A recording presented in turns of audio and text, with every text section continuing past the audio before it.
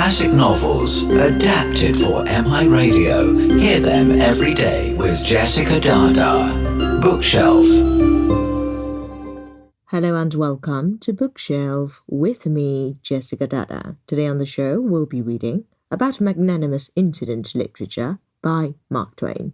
Alright, the time has now come to read our story of the day. This is about Magnanimous-Incident literature by Mark Twain.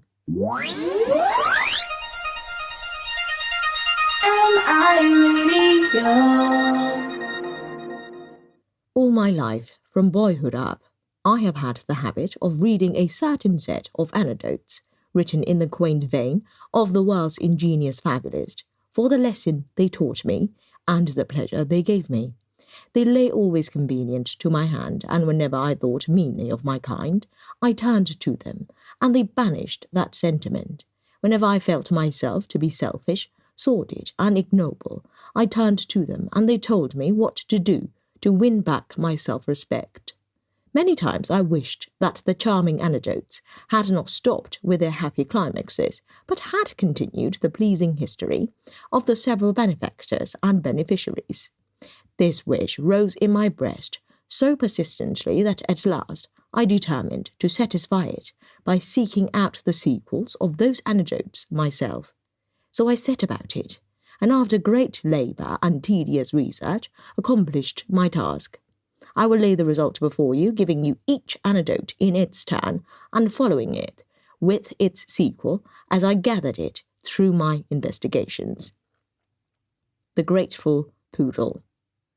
One day a benevolent physician who had read the books, having found a stray poodle suffering from a broken leg, conveyed the poor creature to his home, and after setting and bandaging the injured limb, gave the little outcast its liberty again, and thought no more about the matter. But how great was his surprise upon opening his door one morning, some days later, to find the grateful poodle patiently waiting there, and in its company another stray dog, one of whose legs, by some accident, had been broken. The kind physician at once relieved the distressed animal, nor did he forget to admire the inscrutable goodness and mercy of God, who had been willing to use so humble an instrument as the poor outcast poodle for the inculcating of etc., etc., etc. The next morning the benevolent physician found the two dogs, beaming with gratitude, waiting at his door, and with them 2 other dogs, cripples. The cripples were speedily healed, and the 4 went their way, leaving the benevolent physician more overcome by pious wonder than ever. The day passed, the morning came. There at the door sat now the 4 reconstructed dogs, and with them 4 others requiring reconstruction. This day also passed, and another morning came, and now 16 dogs, 8 of them newly crippled, occupied the sidewalk, and the people were going around. By noon the broken legs were all set, but the pious wonder in the good physician's breast was beginning to get mixed with involuntary profanity. The sun rose once more, and exhibited 32 dogs, 16 of them with broken legs, occupying the sidewalk and half of the street.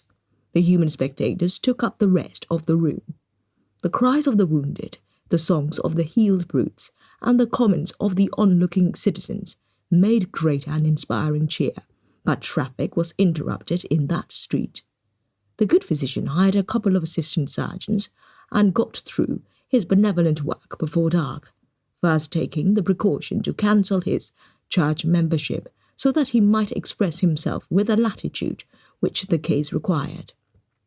But some things have their limits. When once more the morning dawned, and the good physician looked out upon a vast and far-reaching multitude of clamorous and beseeching dogs, he said, "I might as well acknowledge it. I have been fooled by the books. They only tell the pretty part of the story, and then stop. Fetch me the shotgun. This thing has gone along far enough." He issued forth with his weapon, and chanced to step upon the tail of the original poodle, who promptly bit him in the leg. Now the great and good work which this poodle had been engaged in had engendered in him such a mighty and augmenting enthusiasm as to turn his weak head at last and drive him mad.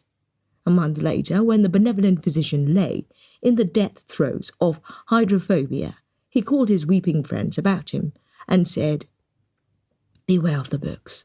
They tell but half of the story. Whenever a poor wretch asks you for help, and you feel a doubt as to what result may flow from your benevolence, give yourself the benefit of the doubt and kill the applicant." And so saying, he turned his face to the wall and gave up the ghost.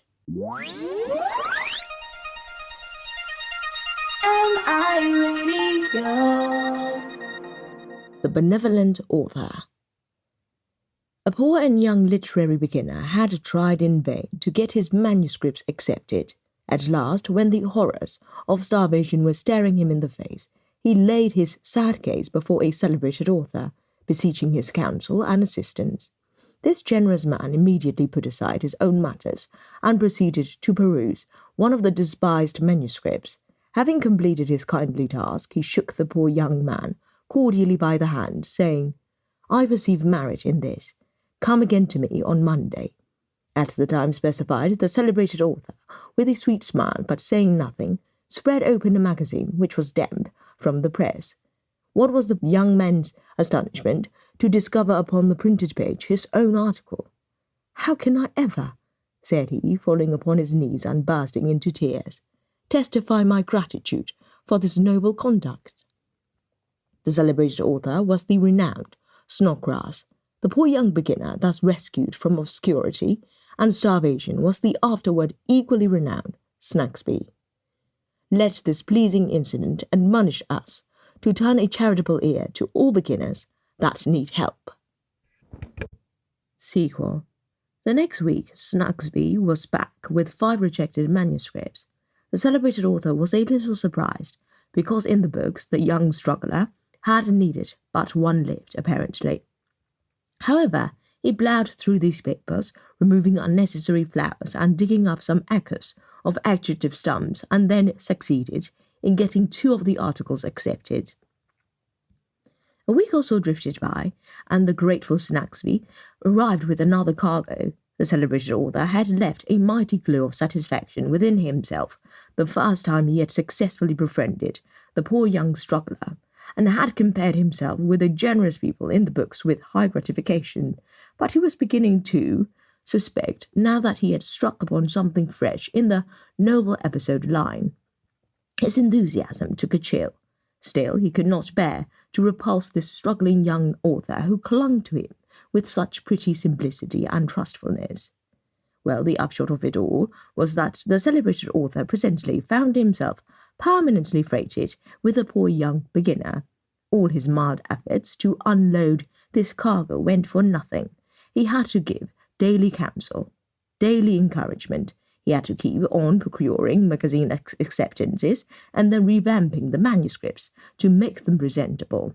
When the young aspirant got a start at last, he rode into sudden fame by describing the celebrated author's private life with such a caustic humour and such minuteness of blistering detail that the book sold a prodigious edition, and broke the celebrated author's heart with mortification. With his latest gasp, he said, "Alas, the books deceived me. They do not tell the whole story. Beware of the struggling young author, my friends, whom God sees fit to starve. Let not man presumptuously risk you to his own undoing." The Grateful Husband.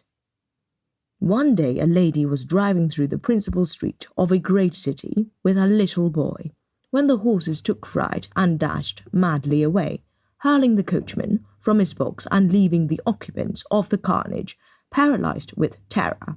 But a brave youth who was driving a grocery wagon threw himself before the plunging animals and succeeded in arresting their flight at the peril of his own. This is probably a misprint.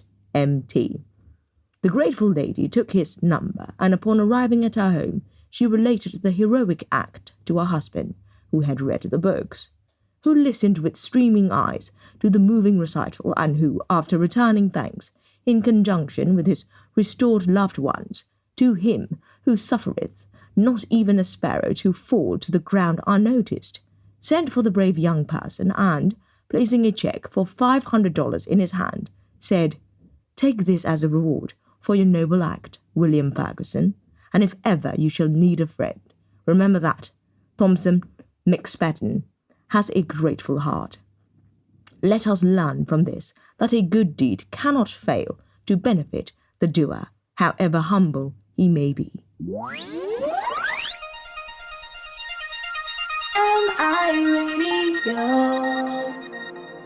Sequel. William Ferguson called the next week and asked Mr. McSpadden to use his influence to get him a higher employment, he feeling capable of better things than driving a grocer's wagon. Mr. McSpadden got him an underclerkship at a good salary. Presently William Ferguson's mother fell sick, and William, well, to cut the story short, Mr. McSpadden consented to take her into his house. Before long she yearned for the society of her younger children, so Mary and Julia were admitted also, and little Jimmy, their brother.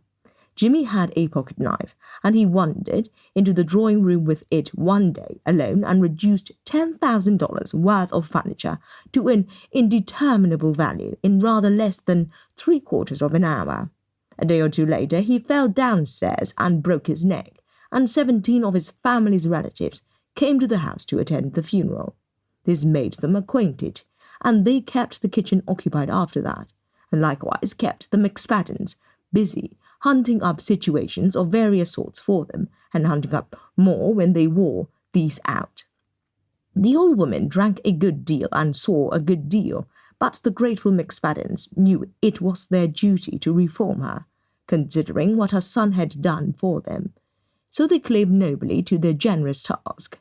William came often and got decreasing sums of money, and asked for higher and more lucrative employments, which the grateful McSpadden more or less promptly procured for him.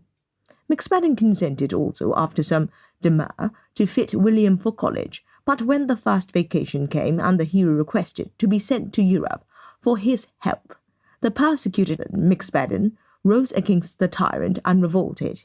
He plainly and squarely refused. William Ferguson's mother was so astounded that she let her gin bottle drop, and her profane lips refused to do their office. When she recovered, she said in a half-gasp, "Is this your gratitude? Where would your wife and boy be now but for my son?" William said, "Is this your gratitude? Did I save your wife's life or not? Tell me that." 7 relations swarmed in from the kitchen, and each said, "And this is his gratitude." William's sisters stared, bewildered, and said, "And this is his but were interrupted by their mother, who burst into tears and exclaimed, "To think that my sainted little Jimmy threw away his life in the service of such a reptile." Then the pluck of the revolutionary McSpadden rose to the occasion, and he replied with fervour, "Out of my house, the whole beggarly tribe of you. I was beguiled by the books, but shall never be beguiled again. Once is sufficient for me." And turning to William, he shouted, "Yes, you did save my wife's life, and the next man that does it shall die in his tracks." This is MI Radio, your number one international radio station. Not being a clergyman, I place my text at the end of my sermon instead of at the beginning. Here it is, from Mr. Noah Brooks's Recollections of President Lincoln in Scribner's Monthly. J.H. Hackett, in his part of Falstaff, was an actor who gave Mr. Lincoln great delight. With his usual desire to signify to others his sense of obligation, Mr. Lincoln wrote a genial little note to the actor, expressing his pleasure at witnessing his performance. Mr. Hackett, in reply, sent a book of some sort. Perhaps it was one of his own authorship. He also wrote several notes to the President. One night, quite late, when the episode had passed out of my mind, I went to the White House in answer to a message. Passing into the President's office, I noticed, to my surprise, Hackett sitting in the anteroom as if waiting for an audience. The President asked me if anyone was outside. On being told, he said, half sadly, "Oh, I can't see him. I can't see him. I was in hopes he had gone away." Then he added, Now this just illustrates the difficulty of having pleasant friends and acquaintances in this place. You know how I liked Hackett as an actor, and how I wrote to tell him so. He sent me that book, and there I thought the matter would end. He is a master of his place in the profession, I suppose, and well fixed in it, but just because we had a little friendly correspondent, such as any two men might have, he wants something. What do you suppose he wants? I could not guess, and Mr. Lincoln added, well, he wants to be consul to London. Oh dear. I will observe, in conclusion, that the William Ferguson incident occurred, and within my personal knowledge, though I have changed the nature of the details to keep William from recognizing himself in it. All the readers of this article have in some sweet and gushing hour of their lives played the role of Magnanimous-Incident hero. I wish I knew how many there are among them who are willing to talk about that episode and like to be reminded of the consequences that flowed from it. End of About Magnanimous Incident Literature by Mark Twain. MI Radio.